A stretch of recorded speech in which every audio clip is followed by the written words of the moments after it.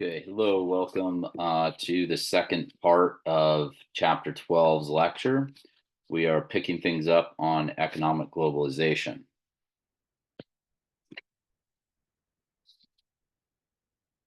In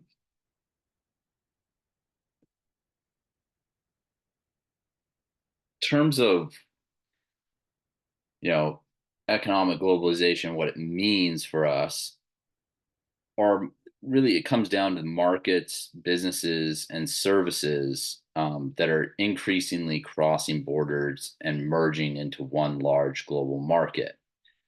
The emerging trends that we see are increased trade in goods and services, things that come in, economic migration, foreign direct investment, FDI, and offshore outsourcing. Because as capitalism takes place, you know, basically the companies will seek out whatever the lowest cost of doing business is. That foreign direct investment, that's a big part of the conversation. It's really a purchase of assets in a country by a large firm. And then one other thing that I forgot to mention about offshore outsourcing, this is a process by which a firm moves some of its work to a secondary business outside the home country that can do the work a lot more efficiently and cheaper, as I was kind of trying to talk about, tying that into capitalism. Okay, but let's kind of look at the origins of the modern free trade regime. Um, Britton Woods is a posh ski resort in New Hampshire where world leaders met in 1944 to sort of plan out the post-war world. And the institutions of the Bretton Woods system promote an international regime of free trade and economic coordination. The IMF, the World Bank, they both emerged from the original 1944 conference. And though the idea of the General Agreement on Trade and Tariffs, GATT, was discussed at Bretton Woods, this organization didn't really emerge until after the 1947 UN Conference on Trade and Employment. So, in response to international criticism, GATT was significantly restructured in 1994, and then it was renamed. It's now called the World Trade Organization, or the WTO. So, what exactly does each of these organizations do? What's their sort of purpose? Well, the IMF, the International Monetary Fund, they lend money to countries who are about to go bankrupt, helps ensure that capital keeps moving and the international currency that they have, those values are kept a little more stable. We can think of countries that have rampant inflation. Argentina is one of them. Turkey has struggled a lot with inflation. Iraq recently struggling with inflation. Their value, their currencies are really tough to kind of have the stability of those currencies. Looking at the World Bank, they loan money to countries to help them pay for development projects. And the WTO, they set trade rules and they have a body that really it's called the dispute settlement mechanism, and that can act as a negotiator and arbiter when trade disputes emerge between countries. So supporters of economic globalization argue that this system expands freedom and increases equality. The global poor have been some of the biggest beneficiaries of the expanding global trade economy, and globalization is given credit as a major cause in the decline of extreme poverty around the world. If anybody's read the book Freakonomics, there's a section in there that discusses this. So this slide just really the intention here is that it's listing some of the potential advantages that are associated with economic globalization. The general consensus among economists and political economy scholars is that while some people do lose out with free trade, especially that low skill labor, the net benefits for society are generally in the positive column. Okay.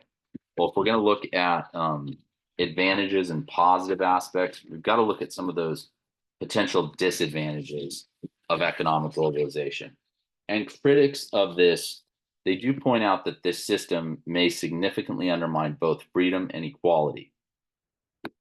There is increased inequalities. Offshore outsourcing, can lead to rising unemployment in certain sectors. There is this aspect of the race to the bottom. Countries that are facing international competition, they may seek to achieve growth by deregulating industries, which really can do harm to labor rights or the environment.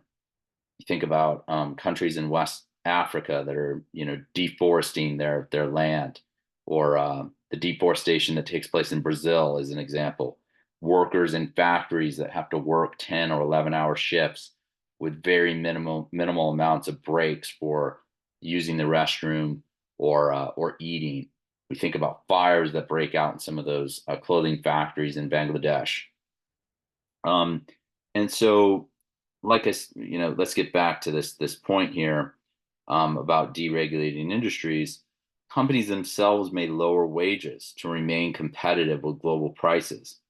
Labor is less mobile than capital or goods, so moving within a country requires a lot of resources for an individual worker, and moving across borders is really difficult for the average worker. A lot of times you can't gain a working visa in another country. So low skill labor often has less bargaining power or ability to counter market trends. When we look at increased economic uncertainty and risk, there's a lot of things to consider here. Um, Increased trade risks dependence, where some countries may gain a monopoly over production or certain goods and services. When we look at the 2020 COVID pandemic, we had a lot of disruptions in the global supply chain, which can lead to supply shortages, and then those have a domino effect on producers. We've seen the scenes of the port of Los Angeles being backed up with shipping. A lot of those ships trying to get goods into the port of LA. The free movement of capital investment may also help explain why the 2008 recession was so damaging to so many countries. The Bretton Woods system has created a world that enables money to really go wherever it wants. And that allows investors in the United States or Europe to invest in businesses in other countries. So the flow of foreign direct investment has helped trigger growth in a number of countries like China. They've converted FDI money through their special economic zones. Allowing money to move freely also means capital can dry up really quick if a country's economy begins to kind of, struggle and flounder a little bit. The widespread damage of this free movement can cause what was seen first in the 1997 Asian financial crisis, where investors began to pull out and then a domino effect emerged, triggering near economic collapse in a number of countries, including those not initially involved in the crisis, which, for example, Russia. And then again, during the '08 housing bubble collapse in the US, it led to investors panicking around the world. The last kind of bullet point that I want to make here on the weakened state capacity, autonomy, and democracy, which I talked about in part one's lecture. Global business operations make it easier for companies to avoid paying taxes. And so with less revenue, governments have a more difficult and challenging time providing public goods. Multinational corporations and companies may bypass certain regulations that cut into their profit margins, including worker safety or environmental standards, by moving their operations to countries and societies that are less concerned about those problems or issues. And suffering that is caused by this decision is essentially outsourced. Okay, so scholars debate the likely trajectory of the future of societal globalization. We're moving away from the economic globalization, talking about societal globalization. And so some proponents of societal globalization argue that this communication Interconnectedness allows individuals to transcend traditional, national, and border barriers to develop a more globalized or worldly identity. And so, from a political standpoint, these proponents are also arguing that rising NGO activities and globalized civil society will create new ways to think about participation in politics at the national and international level.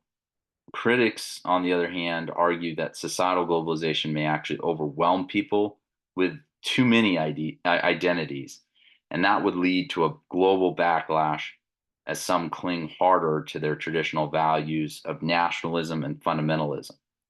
Others argue that globalization of these identities will lead to a cultural and intellectual decline, and that society's unique language, food, music, history, customs, values, and norms will be replaced by those that are instead packaged for mass consumption. Everything will be kind of the same in essence.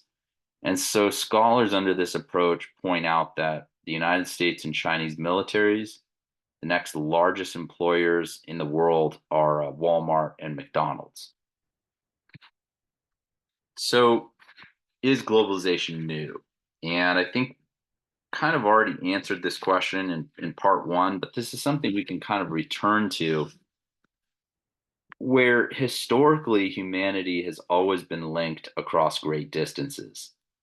While scholars point out that these connections were extensive rather than intensive, with relatively few individuals directly involved in this interconnection, we should not underestimate how deep these connections were.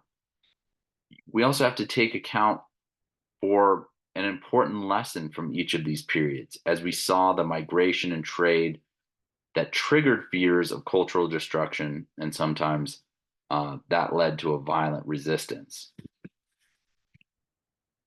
Um, and so this quote from Keynes, um, it really highlights how interconnected British citizens were to their far-flung empire on the eve of World War I.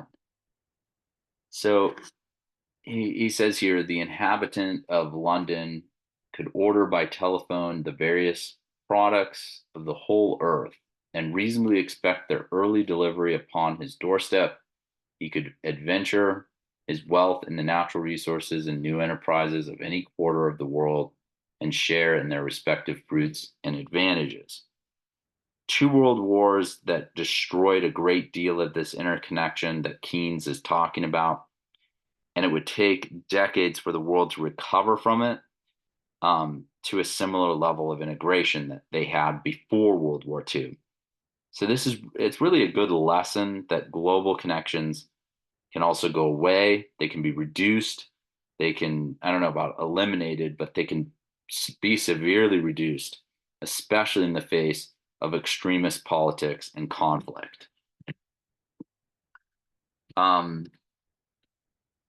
So is globalization exaggerated? Well, when we take a step back and look at the evidence, the results are really essentially mixed. Um, when we go through each of the types of globalization in turn, domestic politics still matter, and the role of the state, if we look at sovereignty, that may be evolving rather than hollowing out. In fact, in the last few decades, we saw state sovereignty reassert itself in many different ways.